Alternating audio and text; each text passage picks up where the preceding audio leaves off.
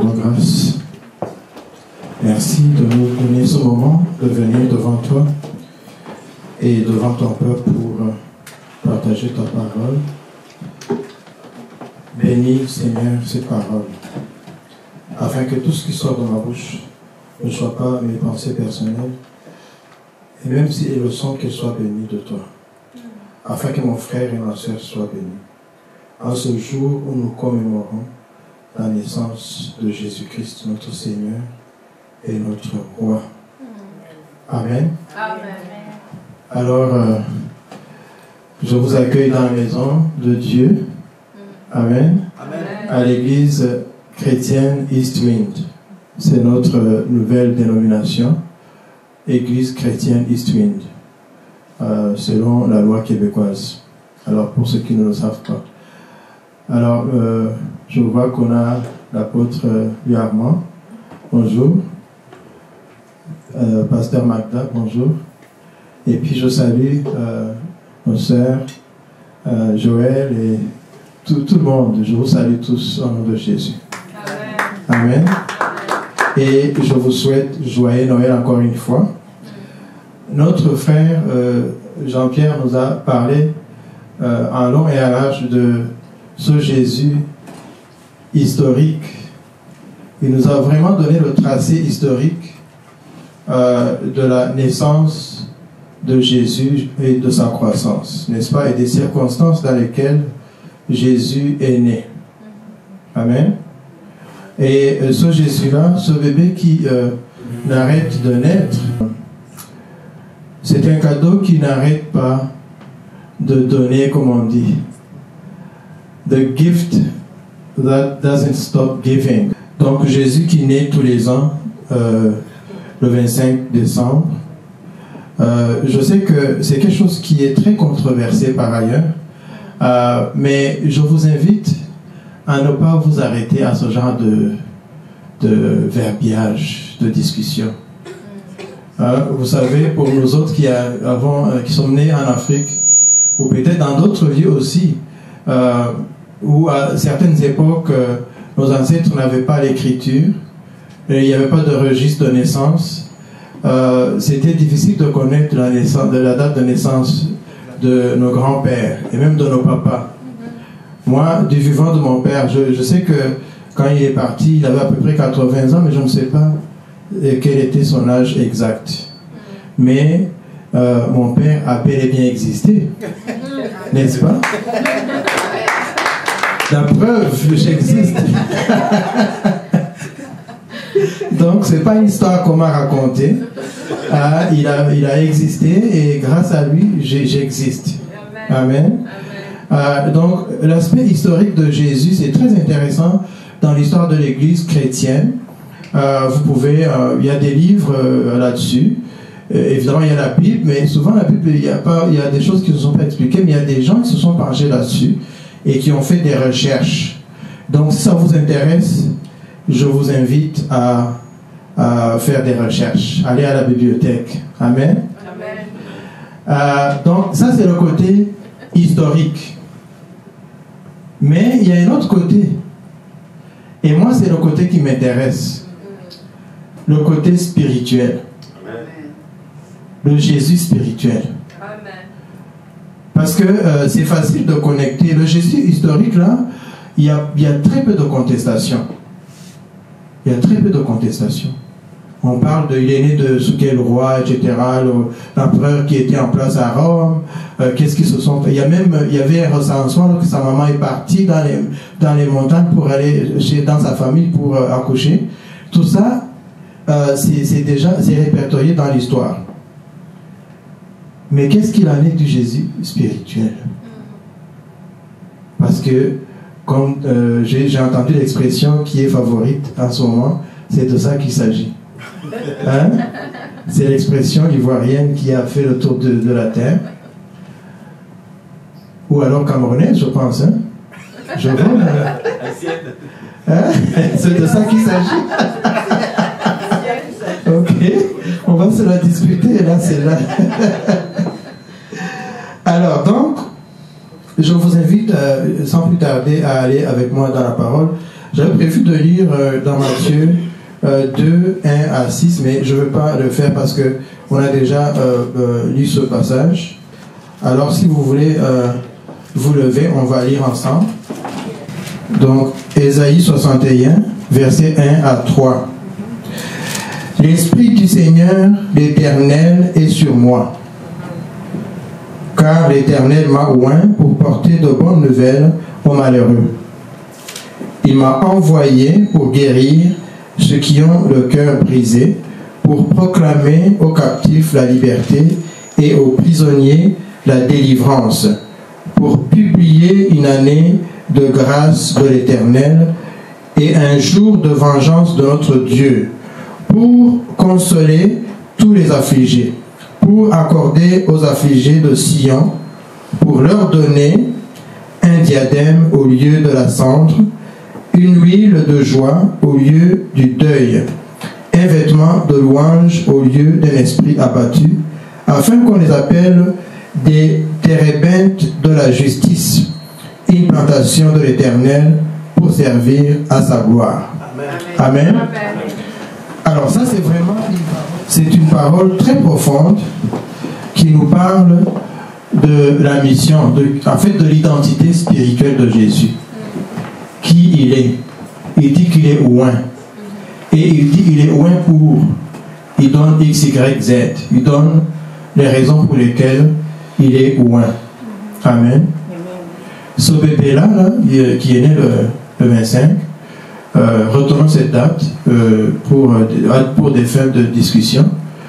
Je sais par ailleurs, dans les études, quelques petites études que j'ai faites de l'histoire de l'Église, que Jésus est né certainement peut-être 5 ou 6 ans avant la naissance de Jésus. Mais ça, je ne veux pas être controversé là ce matin. Mais ce n'est pas vraiment important comme je l'ai dit. L'important, c'est qu'il est né. Et qu'à l'époque, il n'y avait pas les moyens pour avoir la date précise. Amen. Il n'y a pas de doute là-dessus. Mais il est né non seulement comme un personnage historique, mais comme un personnage spirituel. Il est le Fils de Dieu. La Bible l'appelle aussi le Fils de l'homme, parce qu'il a le côté humain, mais il est le Fils de Dieu. Et lorsqu'il a été baptisé dans le Jourdain, l'Esprit de Dieu est descendu sur lui et Dieu a témoigné de lui. Il a dit, celui-ci est mon Fils, en qui je me réjouis. Amen. Suivez-le. Amen. Amen. Alors, je vous invite à relire ce passage, parce que moi, je ne veux pas m'attarder là-dessus. Mais, juste une petite anecdote. Vous savez, d'où je viens, là, et même sur notre continent africain, le berceau de l'humanité, il y a des pratiques même aujourd'hui qui sont persistantes. Lorsqu'il y a un bébé qui est né, il y a des mères qui n'arrivent pas peut-être à avoir des enfants, ou alors des gens qui recherchent la richesse.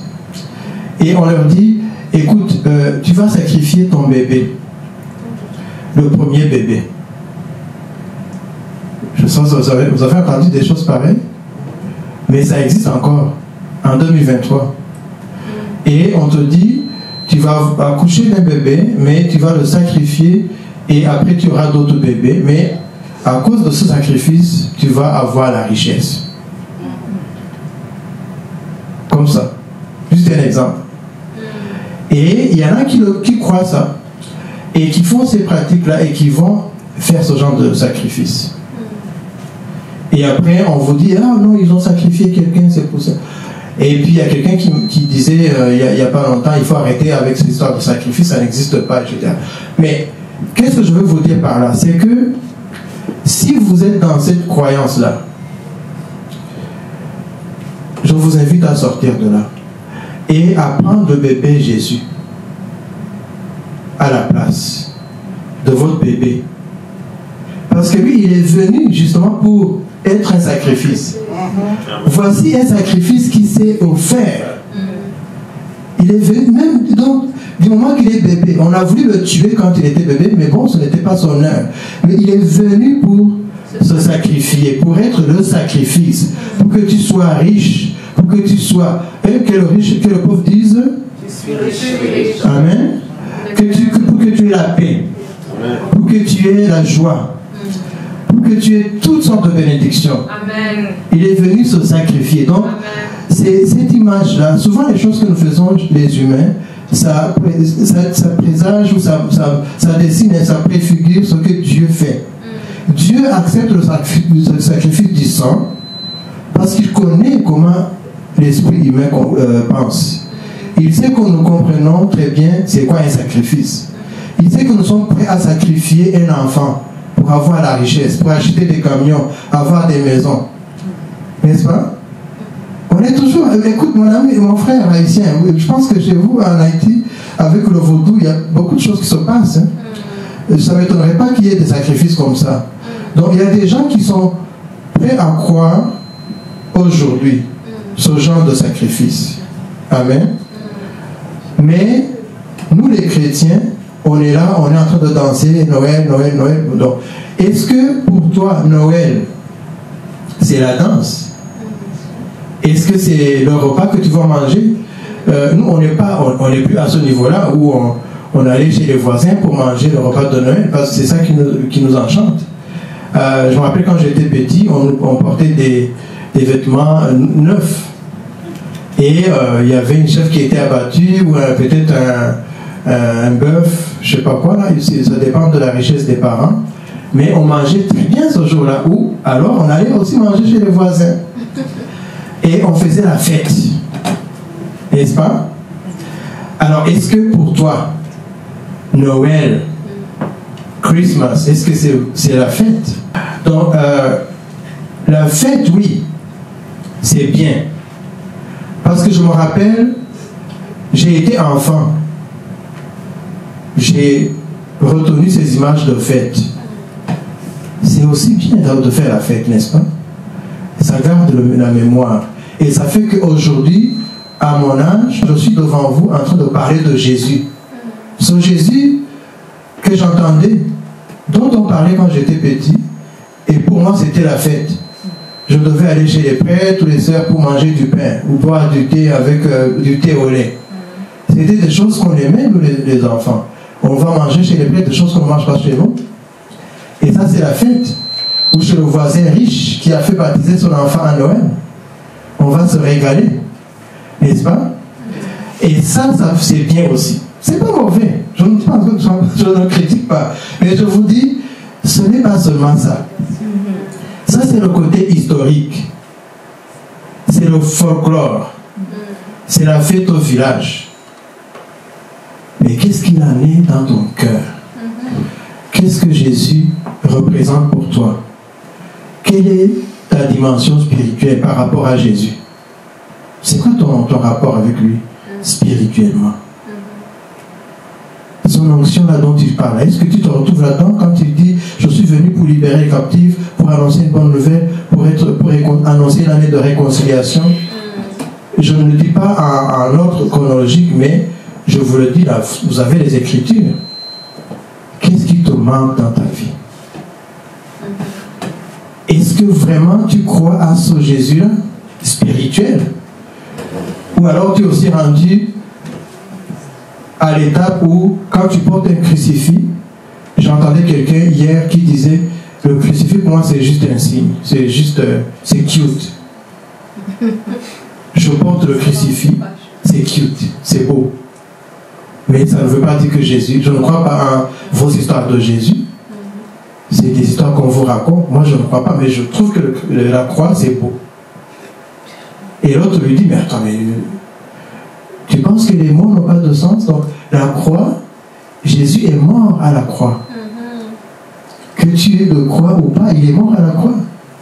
Et c'est pour ça que tu portes une croix. Mais tu ne veux pas le croire. Est-ce que pour toi Jésus, il est juste Jésus, historique, Noël, et guirlande, tout ça, la fête, les amis? Il y a même des gens qui vont à Noël pour rencontrer des amis, pour se faire des nouvelles copines ou des nouveaux copains. Ou avoir de la connexion, le réseautage. Tout ça c'est beau. Faisons ça aussi. Mangeons à Noël, dansons, mais qu'est-ce qui se passe dans ta vie lorsque tu as quitté ici? Dans ton intimité, dans ta vie privée. Toi seul, là où ta femme ne te voit pas, là où ton mari n'est pas, dans ta chambre, dans ton bureau, dans ton cœur. Qu'est-ce qu'il y a entre toi et Jésus? Y a-t-il quelque chose? Est-ce que pour toi c'est quelqu'un qui naît tous les ans? Imagine-toi, il est né, il y a en lui, il y a plus de 2000 ans, mais tous les ans il naît. Est-ce que pour toi Jésus c'est juste un bébé qui est là, qui grandit jamais, qui ne veut pas grandir? Est-ce qu'il a grandi et il est mort et puis c'est tout? Est-ce que tu ne crois plus? Regardez, il y a beaucoup de situations comme ça. Alors moi j'ai préparé quelque chose, je ne vais pas vous fatiguer avec mes discours, mais j'ai choisi aujourd'hui de nous entretenir avec une autre façon, une nouvelle forme d'expression. Amen. Amen. Avec un poème. Amen. Un poème que Dieu m'a inspiré. J'espère que vous allez le trouver beau. Mais ce n'est pas ça le message que je veux vous transmettre. Alors je vais y aller. Un vrai Noël. Qu'est-ce qu'un vrai Noël? Un Noël comme il faut? Que faut-il pour qu'il soit vrai? Et comme il faut? Y a-t-il un faux Noël? Une crèche avec des icônes de Marie et Joseph et des pasteurs ou des bergers, une étable avec des icônes de bélier,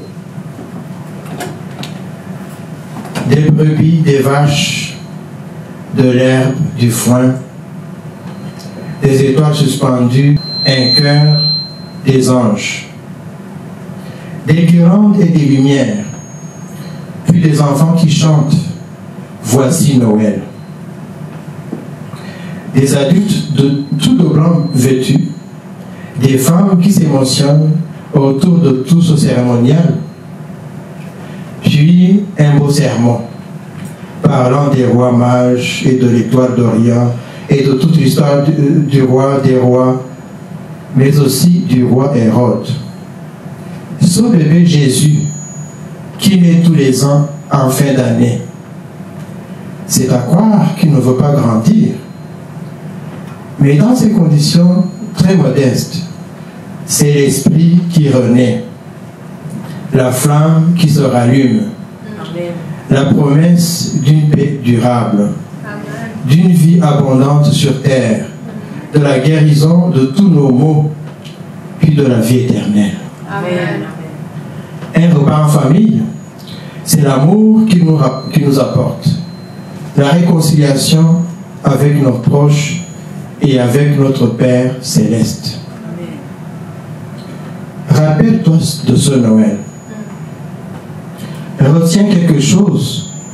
Reconnecte avec Jésus vraiment. Amen. Noël, ce n'est pas une fête seulement. Noël est le jour de ta naissance dans l'éternité. Amen.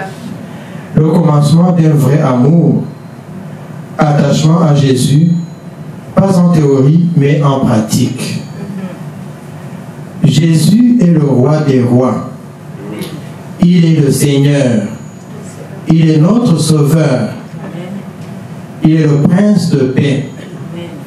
Il est le chemin, la vérité et la vie. Amen.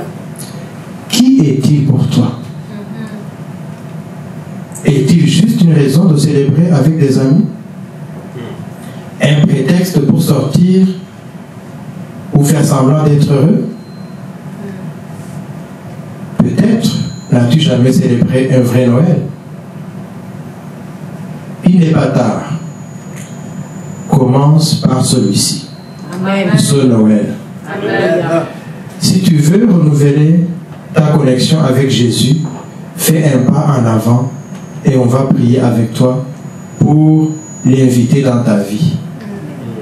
Si tu nous suis en ligne, lève-toi là où tu es, pendant qu'on va prier pour les autres, et joins-toi à la prière. Joyeux Noël. Amen.